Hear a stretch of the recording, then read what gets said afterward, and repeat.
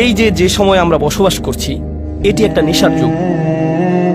আগে লোকেরা মদের নেশা সম্পর্কে কথা বলতো। যারা জুয়া খেলে তারা একবার নয়, বারবার ফিরে আসে।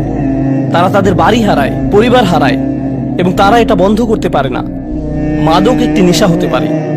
বহু লোক ইতিমধ্যে জানতে পারেন যে বিশ্বের নামকরা সামাজিক মিডিয়াগুলো যেমন ফেসবুক, ইনস্টাগ্রাম, এই সংস্থাগুলো প্রথম তৈরিতে তারা বিশ্বের শীর্ষ ক্যাসিনোগুলোতে গিয়েছিল, কারণ তাদের অ্যাপ্লিকেশনগুলোর অ্যালগোরিদম এমনভাবে করা হয়েছে যেটা নিশ্চিত করে যে তাদের ব্যবহারকারীরা অ্যাপে থাকে। তারা চায় না যে আপনি টিকটক অন করেন এবং তা বন্ধ করে দেন।